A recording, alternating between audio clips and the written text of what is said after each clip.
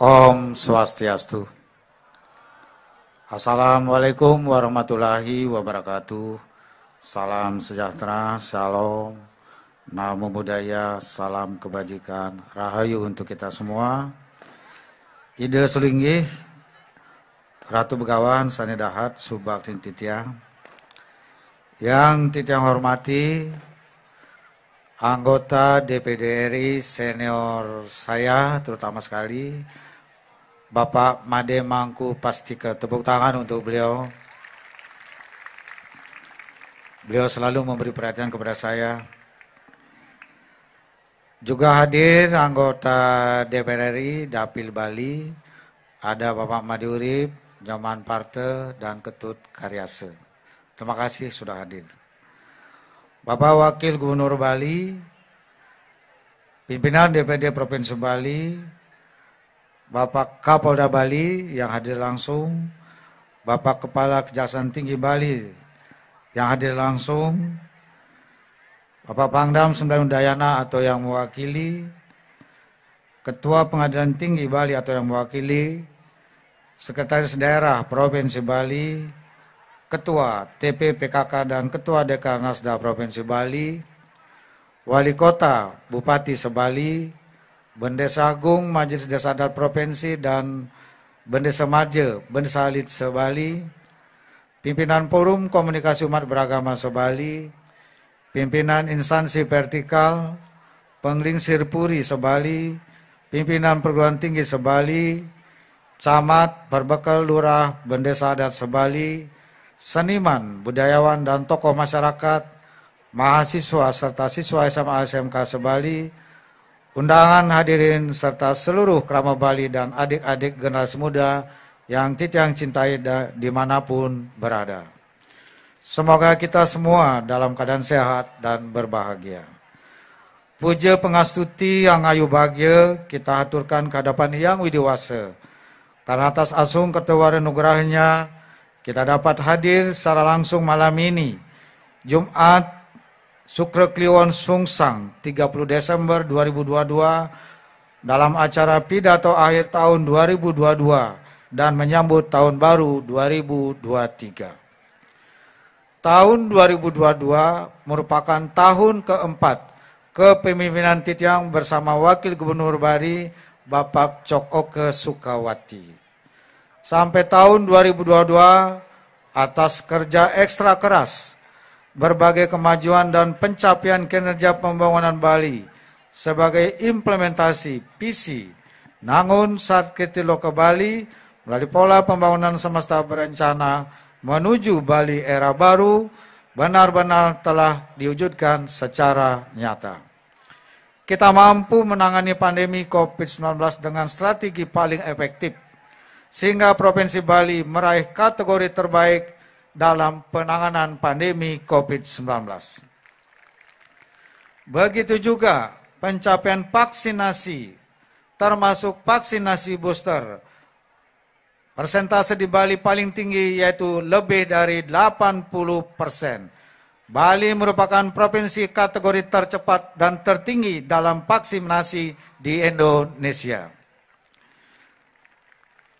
Sejalan dengan kinerja penanganan pandemi COVID-19 yang efektif dan pencapaian vaksinasi yang tinggi, Bali kembali dipercaya menjadi daerah yang nyaman, aman, dan kondusif untuk dikunjungi oleh wisatawan domestik dan mancanegara. Bahkan Titiang berani menerapkan kebijakan tanpa karantina mulai 7 Maret 2022 pertama di Indonesia atas persetujuan pemerintah pusat.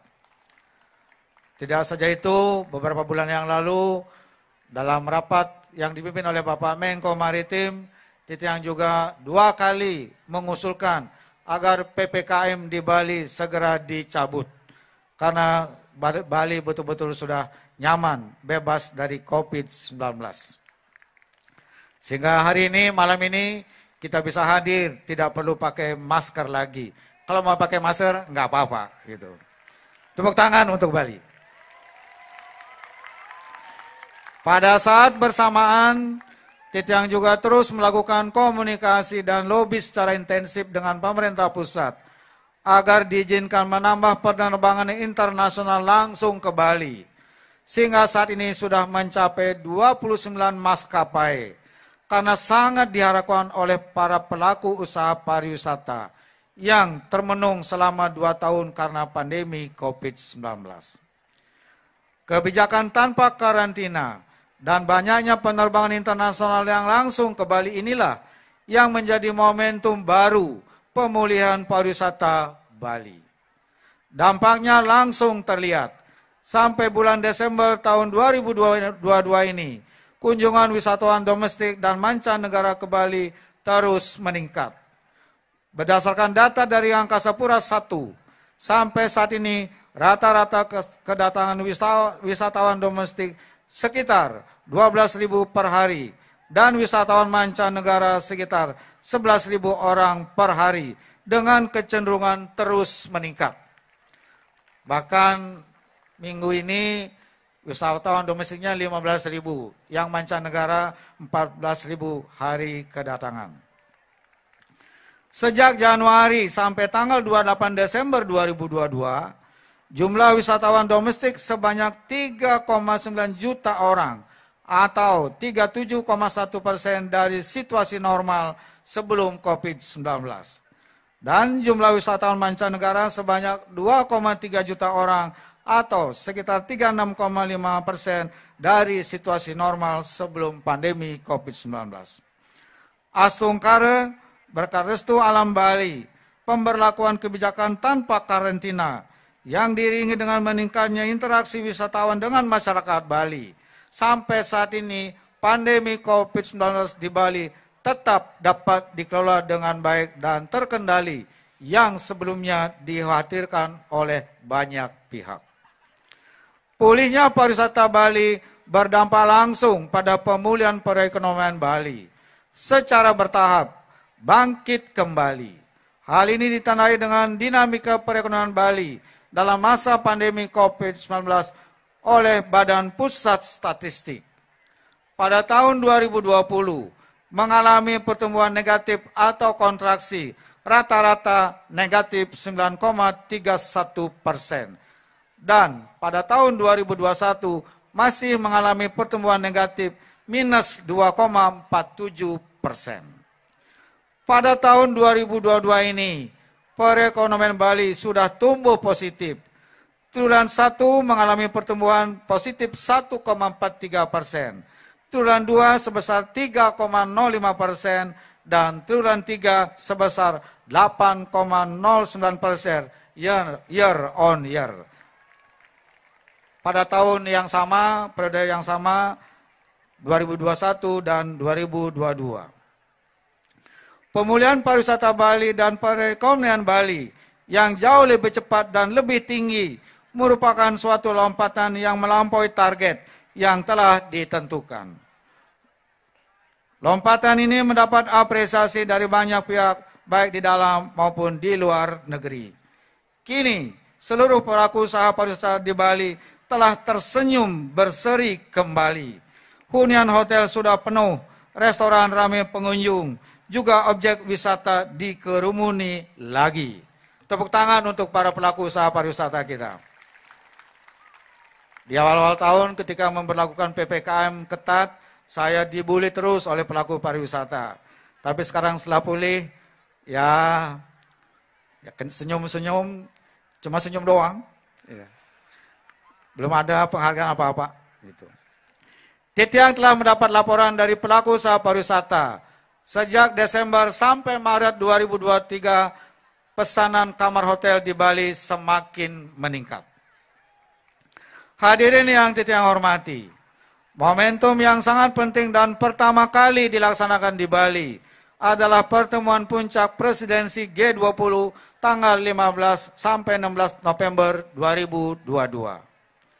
Pertemuan puncak presidensi G20 dihadiri langsung oleh 17 kepala negara G20, 3 menteri luar negeri mewakili kepala negara G20, 9 kepala negara undangan, serta 14 pemimpin organisasi lembaga internasional.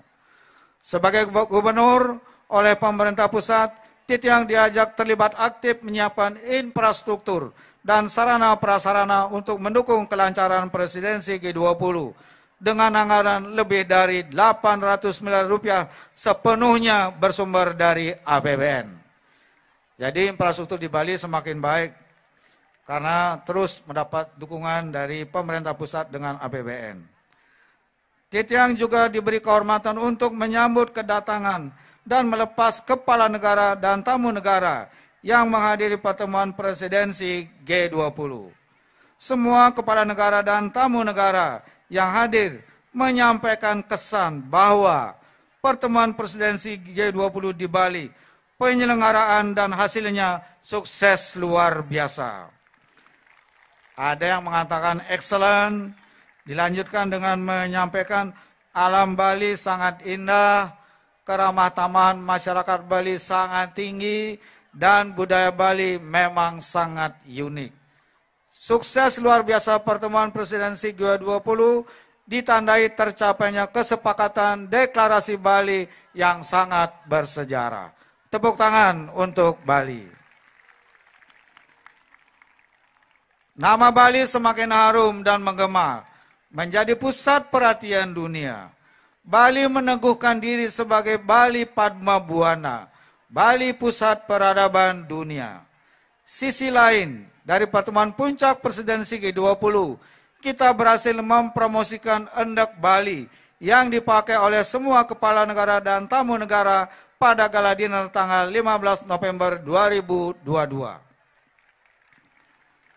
Rangkaian pertemuan presidensi G20 berkontribusi besar dalam percepatan pemulihan pariwisata dan perekonomian Bali. Selain itu, pertemuan presidensi G20 merupakan promosi luar biasa untuk Bali di dunia internasional. Tepuk tangan lagi untuk Bali. Jadi kita nggak perlu keluar duit, nama Bali semakin kuat di mata internasional. Titiang juga perlu menyampaikan, telah menghadiri acara United Nations Groundwater Summit 2022, tanggal 7-8 Desember 2022 di Markas Besar UNESCO Paris. Titiang memberi sambutan untuk memastikan bahwa Bali sangat siap menjadi tuan rumah penyelenggaraan World Water Forum ke-10 tanggal 18-24 Mei tahun 2024. Pertemuan sangat besar yang akan dihadiri oleh lebih dari 30.000 orang peserta. Pada saat memberi sambutan, secara khusus Titiang memperkenalkan arak Bali. Sebagai minuman yang diproses secara tradisional, cita rasa dan kualitasnya tidak kalah dengan sake Jepang, soju Korea, dan whisky Eropa. Di akhir acara dilaksanakan koktail party dengan arak Bali. Para peserta saya tanya dan salayani langsung dari berbagai negara yang memberi respon bahwa ternyata memang arak Bali lezat dan berkualitas. Itu kata para peserta. Sampai ada yang minta tambah 3 kali. Selain itu, Titiang bersama Ketua Dekranasda Provinsi Bali, Ibu Putri Koster, melakukan pertemuan dengan manajemen rumah mode Christian Dior untuk menindaklanjuti kerjasama antara pemerintah Provinsi Bali dengan Christian Dior berkaitan dengan penggunaan Endek Bali.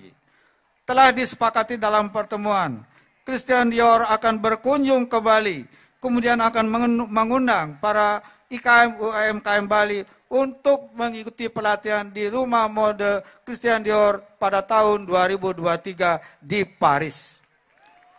Siapa yang akan mendapat kesempatan yang baik ini? Kita tunggu penilaian dari Ketua Dekranasda Bali. Pada kesempatan itu juga, Ketua Dekranasda Provinsi Bali menyelenggarakan passion, menampilkan busana berbahan tenun endek Bali, tenun tradisional Bali, hasil karya 4 desainer muda asli Bali. Tepuk tangan untuk para desainer muda kita. Acara passion yang didukung oleh BPD Bali, Perusda Bali, dan Bali Mall ID serta difasilitasi Duta Besar Indonesia untuk Paris berlangsung dengan sangat sukses dan mendapat apresiasi dari perwakilan Christian Dior yang secara khusus hadir pada acara tersebut. Inilah aksi nyata untuk mengangkat kekuatan produk lokal Bali di hadapan masyarakat internasional seperti arak Bali dan endek Bali dan nanti Bali-Bali yang lainnya sehingga naik kelas di forum internasional. Tepuk tangan untuk arak Bali dan endek Bali. Karena itu jangan bosan pakai endek Bali setiap hari Selasa. Hadirin yang hormati, kita juga patut bersyukur bahwa sepanjang tahun 2022, pembangunan infrastruktur dan sarana prasarana strategis yang monumental, fundamental dan bersejarah memerlukan anggaran sangat besar tetap berlangsung.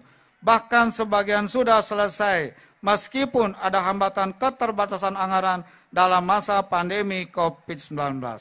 Antara lain yaitu pembangunan pelindungan kawasan Suci Besakih di Kabupaten Karangasem, pembangunan kawasan pusat kebudayaan Bali di Kabupaten Klungkung, pembangunan jalan shortcut Singaraja Mengui, pembangunan 3 pelabuhan sekaligus, Pelabuhan Sanur Denpasar, Sampalan Nusa Penida, dan Bias Munjul Nusa Ceningan. Pembangunan Turya pada Tower KBS 6.0 Kerti Bali di Buleleng, pembangunan Bendungan Tamlang di Buleleng, dan pembangunan Sidan di wilayah Badung, Bangli, Gianyar. Pembangunan Tol Jagat Kerti Bali sepanjang 96 km menghubungkan Gilimanuk, Mengui. Astungkare semua berjalan dengan lancar. Saya kira kita semua kalau belum sempat berkunjung, kunjungilah Pelabuhan Sanur yang sangat luar biasa. Siapakah yang mendesain? Yang mendesain adalah putra terbaik Bali, arsitektur kita punya, yaitu Bapak Popo Danes. Pak Popo, tepuk tangan untuk Pak Popo. Berdiri Pak Popo. Ini beliau yang membuat desain. Jadi yang mendesain semuanya orang Bali. Ternyata orang Bali itu hebat-hebat. Kalau yang Sampalan dan Bias Munyul yang mendesain adalah Dr. Wayan Kastawan, arsitektur dari Udayana. Hadir enggak? Jadi beliau juga yang mendesain, luar biasa. Dengan itikad dan tekad kuat, Titang menyelenggarakan kebijakan dan program baru yang bersifat genial, original, inovatif, fundamental, monumental, dan bersejarah. Keseluruhan kebijakan dan program baru berdampak luas pada perubahan tatanan kehidupan masyarakat Bali, menjadi sumber penghidupan baru masyarakat Bali, bersifat produktif yang secara nyata langsung meningkatkan kapasitas dan nilai tambah ekonomi lokal Bali, serta meningkatkan kesejahteraan dan kebahagiaan masyarakat Bali niskala sakala. Kebijakan program baru dimaksud merupakan implementasi visi Nangun Satkete Loko Bali melalui pola pembangunan semesta berencana menuju Bali era baru. Kebijakan dan program baru ini benar-benar merupakan sesuatu yang esensial, memberi masa depan baru. Pencapaian seluruh kebijakan dan program baru dimaksud atas restu alam Bali, Astungkare telah diwujudkan secara nyata yang Titiang berikan nama 44 tonggak peradaban sebagai penanda Bali era baru. Tepuk tangan untuk 44 tonggak penting ini. Ini dipilih dari sejumlah pencapaian dari pelaksanaan visi Nangun Satkete Loko Bali. Titiang memastikan bahwa seluruh kebijakan dan program yang mewujud dalam 44 tonggak penting ini terlaksana dengan sistematis, masif, menyeluruh, permanen, dan berkelanjutan karena telah dibuatkan 47 regulasi berupa peraturan daerah dan peraturan gubernur serta dilengkapi dengan surat edaran gubernur Bali. Seluruh capaian kebijakan dan program baru ini sepenuhnya Titiang dedikasikan dan wariskan kepada seluruh krama dan generasi penerus Bali. Pertama, dalam menjaga keseimbangan alam, manusia, dan kebudayaan Bali, genuine Bali. Kedua, untuk memenuhi kebutuhan, harapan, dan aspirasi masyarakat Bali dalam berbagai aspek kehidupan. Dan ketiga, mengantisipasi munculnya permasalahan dan tantangan baru dalam tataran lokal, nasional, dan global di masa yang akan datang. Pencapaian 44 tonggak peradaban sebagai penanda Bali era baru akan mewujudkan Bali berdaulat secara politik, berdikari secara ekonomi, dan berkepribadian dalam kebudayaan. Selanjutnya, 44 tonggak peradaban penanda Bali era baru secara lengkap akan ditayangkan melalui video sebentar lagi. Tunggu sebentar. Keseluruhan pencapaian kebijakan dan program baru yang Titiang pimpin, Astungkara mendapat apresiasi, pengakuan, dan penghargaan dari pemerintah dan lembaga negara, maupun juga lembaga masyarakat. Di antaranya, Titiang perlu tidak menyebut semua, Titiang sebut beberapa saja. Nilai sangat baik untuk melaksanakan program reformasi birokrasi. Penghargaan kategori sangat baik dalam penerapan sistem merit dari Komisi Aparatur Sipil Negara. Ranking pertama dalam penilaian kualitas seleksi terbuka jabatan pimpinan tinggi dari 34 provinsi di Indonesia dan semua kementerian lembaga yang ada di pusat. Anugerah kualitas pengisian jabatan pimpinan tinggi dengan kategori sangat baik. Pencapaian angka terendah dalam jumlah stunting sebesar 8,9% tahun 2022, terendah di Indonesia. Penghargaan kepatuhan standar pelayanan publik terbaik 2 dari Ombudsman Republik Indonesia. Innovation Government Award dengan predikat terinovatif oleh Kementerian Dalam Negeri. Penghargaan dalam percepatan perluasan digitalisasi daerah oleh Bank Indonesia. Satu-satunya provinsi memperoleh kategori sangat baik dengan indeks 3,68 dalam penerapan sistem pemerintahan berbasis elektronik. Mantap Bali ini dalam urusan tata kelola. Penghargaan sebagai provinsi terbaik pembina HAM Kabupaten Kota se-Bali dari Kemenkumham RI. Waduh, ini ada partisipan baru. Ini luar biasa anugerahnya ini. Ada undangan istimewa. Tepuk tangan untuk anjing kita. Ini kita muliakan, jangan diusir, biarin aja. Nanti dia jalan alami. Sesuai maunya mau kemana. Penghargaan karena berperan aktif dalam memacu pertumbuhan kreativitas dan inovasi kekayaan intelektual dalam rangka pemulihan ekonomi nasional dari Menkumham RI. Anugerah keterbukaan informasi Badan Publik predikat informatif dari Komisi Informasi Pusat. Peringkat terbaik dalam sistem pengelolaan pengaduan pelayanan publik nasional dari 34 provinsi di Indonesia. Opini wajar tanpa pengecualian dari BPK 9 kali berturut-turut, termasuk warisan dari Bapak Gubernur Bali Made Mangku Pasika. Jadi apa yang sudah baik beliau lakukan di Bali, saya teruskan mempertahankan WTP ini dan kualitasnya menjadi semakin baik.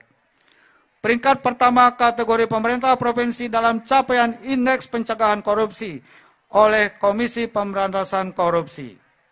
Peringkat 1 kategori pemerintah provinsi dalam survei penilaian integritas SPI dengan kategori indeks 78,82 oleh Komisi Pemberantasan Korupsi. Penghargaan apresiasi atas komitmen dan kontribusi dalam strategi nasional pencegahan korupsi melalui pelaksanaan aksi pengadaan barang dan jasa berbasis elektronik oleh Komisi Pemberantasan Korupsi.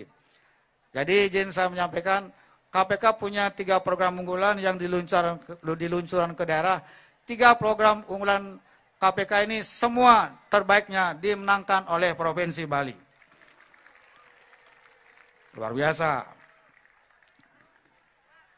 Pengakuan dari The International Energy Agency tahun 2022 terhadap visi Nangun Satkiti Loka Bali sebagai kebijakan pemerintah daerah dalam menerapkan pembangunan rendah karbon, berdasarkan hasil studi di 100 kota dan 40 negara.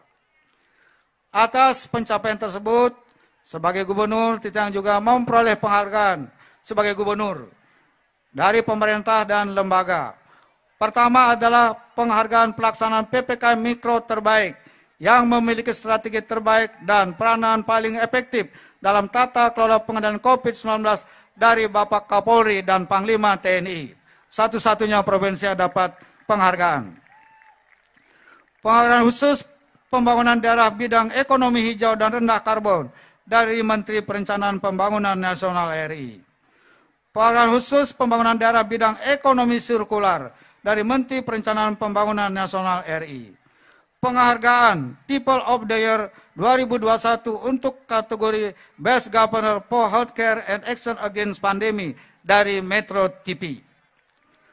Penghargaan Public Leader Award 2022 untuk kategori Good Governance dari Berita 1. Penghargaan Indonesia Green Economy Award 2022 kategori Best Leader for Green Economy Implementation Truth Economy Kerti Bali dari Warta Ekonomi Go ID tahun 2022. Penghargaan sebagai pelopor proyek Intellectual Property and Tourism sebagai booster kreativitas dan inovasi untuk mendorong pertumbuhan ekonomi Provinsi Bali dari Kemenkumham RI. Dan yang baru saja saya terima penghargaan sebagai tokoh teladan pemajuan budaya lokal di era disrupsi oleh iNews. Saya kaget juga, saya tidak tahu ada penilaian seperti itu, tapi tiba-tiba saya dapat undangan bulan Oktober, saya tidak bisa hadir untuk menerima penghargaannya, tapi sebelum acara ini saya mengundang, saya yang balik menginterview apa yang dilakukan untuk proses ini. Jangan sampai mengada-ada. Secara metodologis, karena saya ini adalah peneliti, tidak bisa dibohongi. Jadi kalau penilaiannya nggak benar, metodenya nggak benar ya, mohon maaf, saya tolak.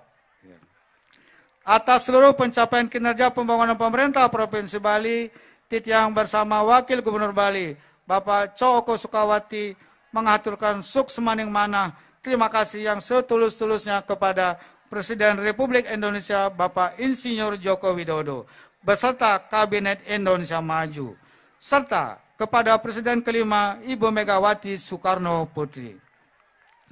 Titiang juga matur suksemaning Majeng Ring Ide Sulingih dan pemangku sarang sami di Bali yang setiap hari ngeras titi bakti untuk kerahayuan jagat Bali.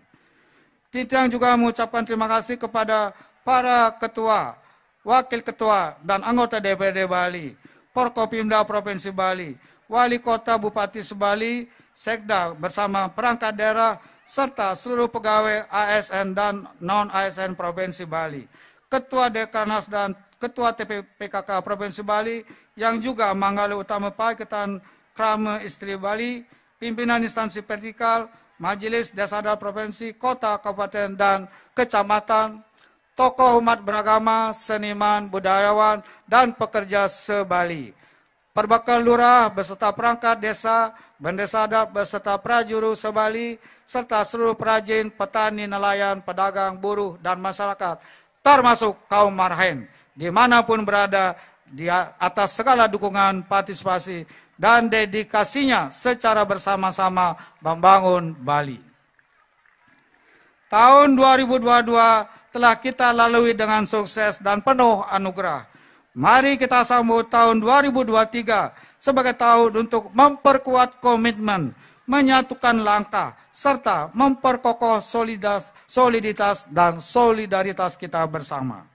Selanjutnya, Titiang mengajak semeton Krama Bali Sarang Sami agar tetap kompak, guyup, bersatu, gilik, saguluk, paras paro, salulung, sebayantake, sarpenaya, seya sekata, seiring sejalan, bekerja sama dengan sama-sama bekerja, bergotong royong, pembantingan tulang bersama, pemerasan keringat bersama, perjuangan bantu binantu bersama, amal semua buat kepentingan semua, keringat semua buat kebahagiaan semua, sebagaimana wejangan Yang Mulia Bung Karno, proklamator dan Presiden pertama Republik Indonesia. Tepuk tangan untuk beliau. Titiang menegaskan kembali bahwa sebagai generasi penerus, kita memikul tanggung jawab besar dan mulia terhadap eksistensi dan keberlanjutan Bali yang dianugerahkan ide Betara Susunan, leluhur, lelangit, ide dalam Raja-Raja Bali dan guru-guru suci. Mari solid bergerak memantapkan pencapaian 44 tonggak peradaban sebagai penanda Bali era baru di tengah perubahan yang dinamis dalam skala lokal, nasional, dan global. Hanya di tangan kitalah sesungguhnya nasib dan masa depan Bali dapat dijaga demi kelangsungan kehidupan generasi mendatang dari zaman ke zaman sepanjang zaman. Ibu, Bapak, dan hadirin yang Titiang hormati, mengakhiri pidato ini, Titiang mewakili masyarakat dan pemerintah Provinsi Bali mengucapkan selamat Hari Raya Natal, Hari Raya Galungan dan Kuningan, serta selamat Tahun Baru 2023. Sukses untuk semua. Sebelum mengakhiri sambutan untuk memeriahkan suasana ini, saya mohon para undangan dan hadirin sekalian untuk berdiri. Mohon berdiri. Kepalkan tangan, angkat. Sambut dengan tegas, keras, dan kompak apa yang Titiang sampaikan. Merdeka! Kurang keras, merdeka! Kurang kompak, merdeka!